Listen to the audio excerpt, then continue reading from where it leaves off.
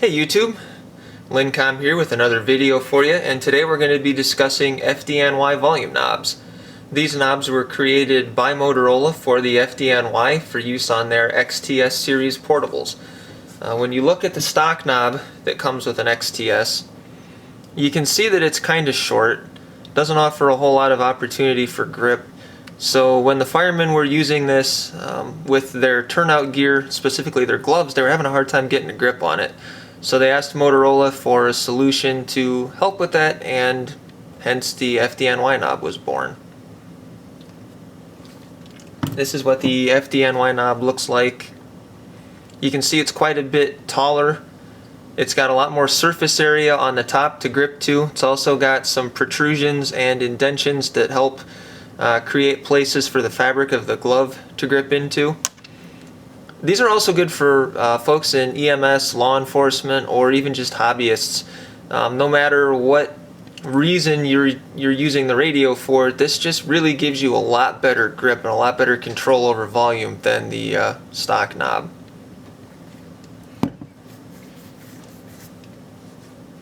When you go to remove the stock knob from the portable, what you're going to want to do is you're going to want to grip it on the sides like so, and you're just going to lift up. As you lift up, the knob will come off. My cat scratching at the counter in the background there. As you lift off, the insert, which is this piece, should remain on the radio itself. If it comes off inside the knob, you're going to want to leave it inside the knob and just replace the insert. If it stays on the radio, you're golden. All you have to do is just drop the new knob on.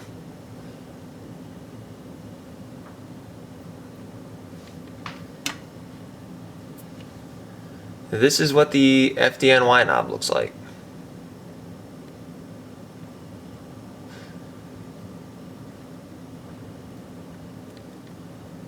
This is an aftermarket knob. I'll show you how you can detect that in a moment, but you can see the commonality between all knobs, whether they're OEM or aftermarket, is going to be this rounded top, extra surface area with the protrusions and indentions to help with grip. They've got 4 protrusions along the side of the knob, and they're all going to have this little tab right here. That tab mates up with that triangle piece inside the insert, and that's actually what helps rotate the knob. The insert goes over the shaft, the knob goes over the insert, and causes the turning action.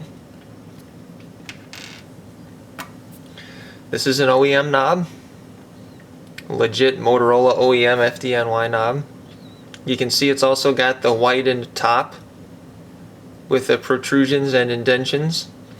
Unlike the stock knob, which I kind of wish they would have done the same on the FDNY knob, it's got a little paint on the stock knob to help with visibility when you're adjusting the volume. The FDNY knob doesn't have that. I don't know why they didn't do it. I wish they would have done it, but I guess it's a trade-off. The OEM knobs also got indentions and protrusions along the top of this disc and protrusions along the side. When you start looking at the differences between OEM and aftermarket, you'll notice that on the OEM knob, each one of these protrusions along the side has a seam underneath of it.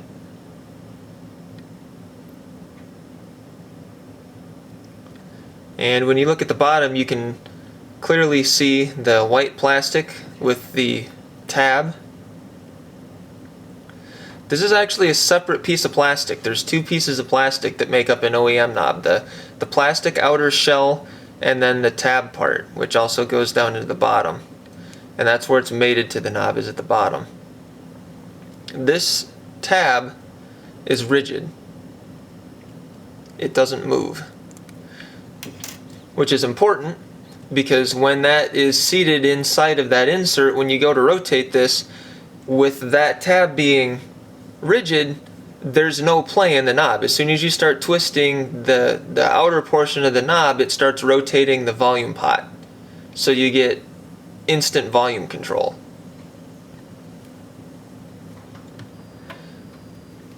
With the aftermarket knob, you'll notice that it's one single piece of plastic throughout. The outer shell is one piece of plastic, and that tab is that same piece of plastic. And when you look at this tab, if I can get a good grip on this, notice how flimsy this is. There was no movement with the tab in the OEM knob, but on this aftermarket knob there's quite a bit of play. And what that's going to translate to is when this is mated to the insert, as you start to twist this, you're actually going to twist that tab before you start to twist the volume pot control. So you're going to have a little bit of play with this as you're twisting it, as it takes up that extra slack and then starts turning the insert on the volume pot shaft. Is that a big deal? Some people think so, some people don't think so. But that is a side effect of the aftermarket knob, is that you're going to have a little bit more play with the volume control. The other thing to note is there's a seam underneath this protrusion. There's no seam there or there. And we're back to the beginning. This particular knob has a little bit of an imperfection. I'm not sure if that was part of the manufacturing process. The other thing I thought was kind of strange is this seam here. It's not vertical. It starts off at the bottom of the knob and takes off at an angle to underneath this lip. There again, I don't know if that's supposed to be like that or not. My understanding with these aftermarket knobs is that they're created using a 3D imaging process. They get an image of an original FDNY knob, and the computer builds up an image that's sent to the machine, and the machine builds this layer by layer based on that 3D image. Like I said, I don't know that much about the process or how these are made. I've just, in the research I've done, that's what it looks like they're using, is that 3D imaging process. So on the right here we've got the OEM knob, on the left is the aftermarket knob. You'll notice that the aftermarket knob is a little bit glossier than the OEM knob. That's the finish. This has got a bit of a textured finish to it. This looks like it does, but when you run your finger over it, it's actually smooth. When you run your finger over this, you can actually tell that there's a bit of a texture to it.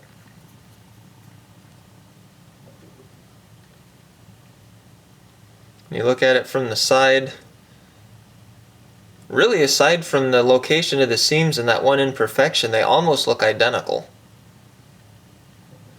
It's not until you turn them over and you look at the inside, it's clear. Aftermarket versus OEM. And like I said, the biggest difference is that when you're using the aftermarket, you're going to get a little play in your volume knob.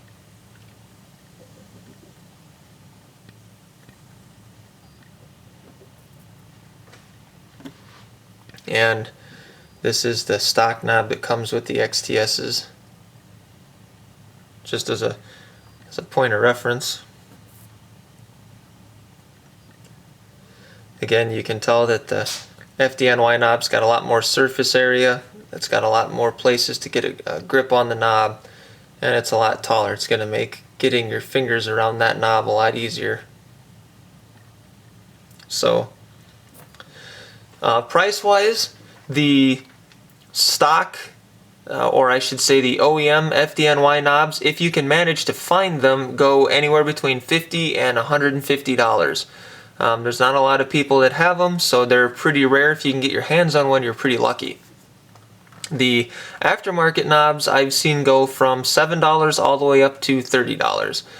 Some of the people that are selling the aftermarket knobs will let you know that you're buying aftermarket, and some of them won't. So if you're concerned about keeping your radio 100% Motorola OEM, make sure you look at that tab in the bottom of the FDNY knob. Make sure that you ask the seller whether it is aftermarket or OEM, because you're going to run into both of them out there. Alright, so that's the FDNY knob. Thanks for watching.